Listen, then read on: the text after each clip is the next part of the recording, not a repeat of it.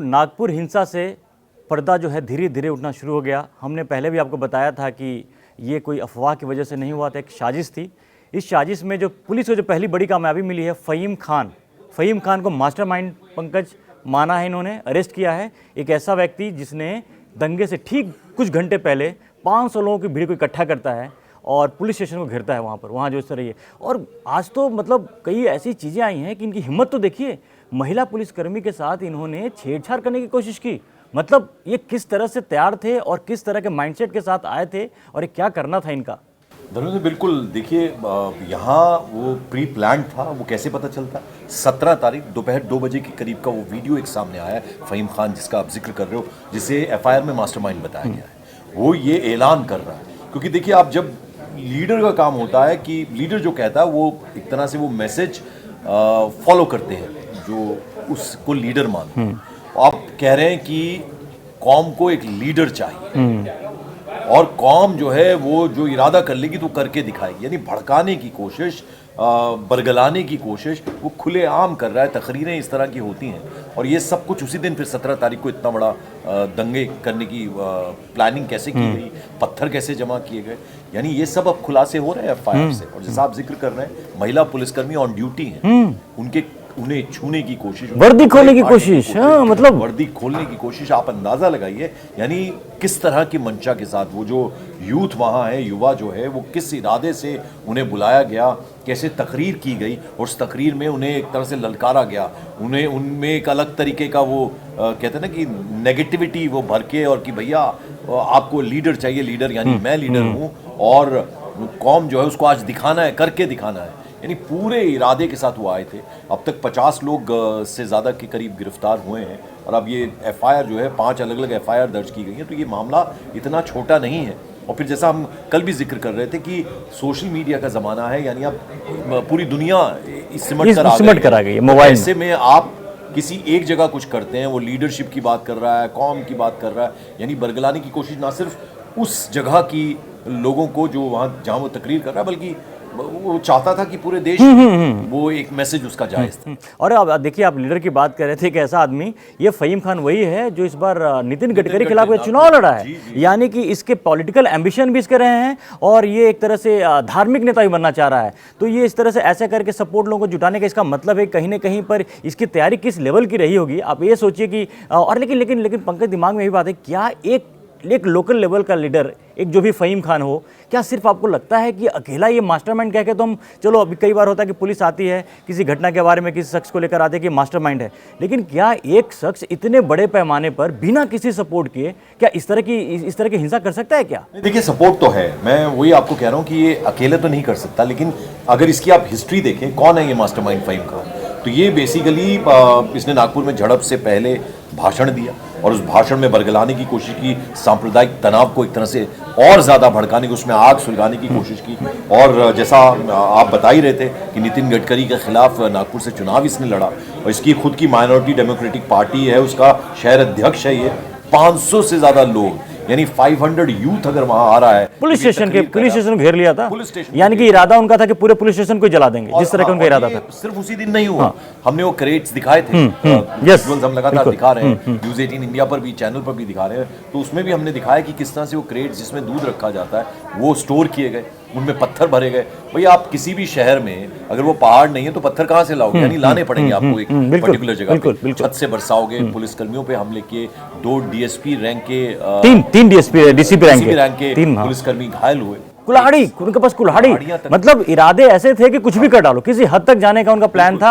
और जिस तरह से वो चीजें आ रही हैं, अब एक के बाद एक जो है वो मास्टरमाइंड हो या बाकी जो कॉन्स्पिरेसी की जो बाकी चीजें निकल के आ रही हैं, ये अच्छी बात है कि देखिए कहीं ना कहीं पर ये भी मानना पड़ेगा, अगर इस लेवल की तैयारी थी तो कहीं ना कहीं इंटेलिजेंस फ्लेवर भी था और प्रशासन के एक लोकल लेवल पर भी मान के चलेंगे। लेकिन इन्होंने जो अगर जहां भी कमियां रही होंगी, अब जिस तेजी से इसकी जांच हो रही है और जिस तरह से लोग पकड़े जा रहे हैं, उम्मीद इंटेलिजेंस फेलियर चलिए किसी हद तक मैं मान सकता हूं, लेकिन ये जो तैयारियां है ना, एक नया ट्रेंड सामने रहा है।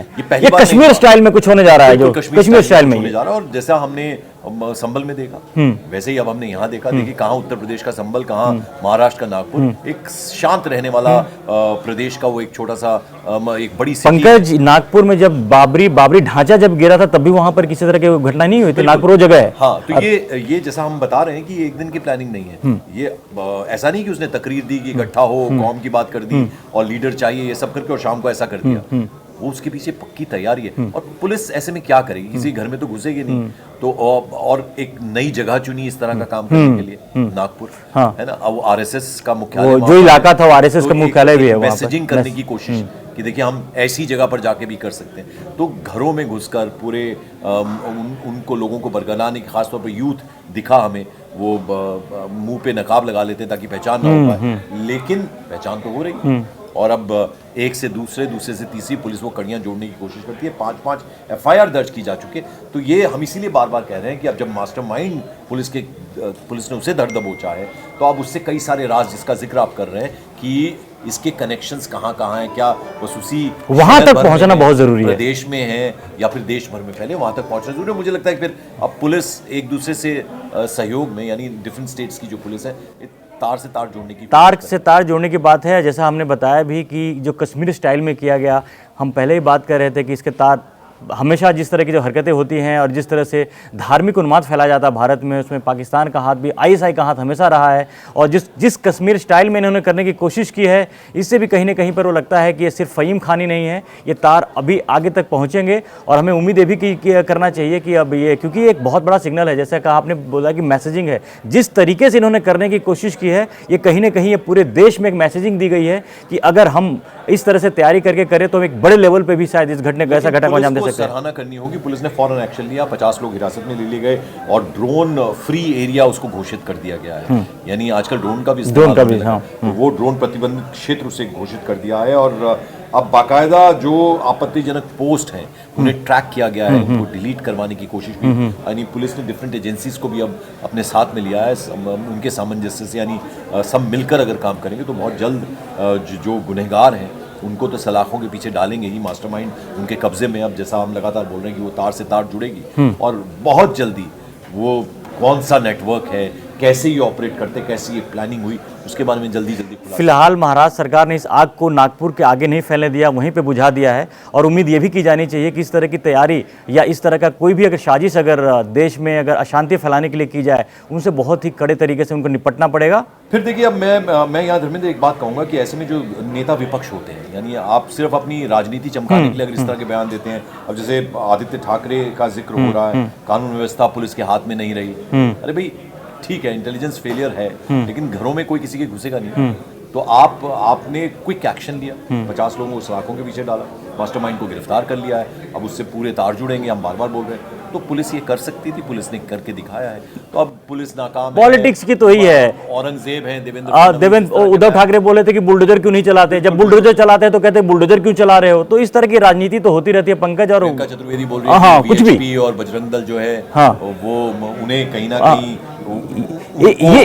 उनको बचाने की कोशिश करती है सरकार जो है महाराष्ट्र में। तो ये तो राजनीति, बस यही है कि इनको राजनीति से बचनी चाहिए। कम से कम ऐसे मौके हों जहां पर ये लग रहा है कि बहुत बड़ी साजिश थी और अशांति फैलाना था समाज में, ऐसे तत्वों के कम से कम अगर ऐसा स्टेटमेंट देकर ऐसा लगता है कि उनके साथ अब खड़े हो, इस तरह की चीज़ें नहीं होनी चाहिए। और उम्मीद अब यही है कि महाराष्ट्र सरकार इस साजिश की अंत तक जाकर पहुंचे और ये पता चले, क्योंकि ये सिर्फ महाराष्ट्र के लिए नहीं, ये पूरे देश के लिए बहुत बड़ा खतरा था। इससे निपटने के लिए अगर यहाँ के जांच से जो बातें बाहर आएंगी, उससे मदद पूरे देश में वो करने की, कहीं और इस साजिश के तार तो कहीं नहीं जुड़े हैं।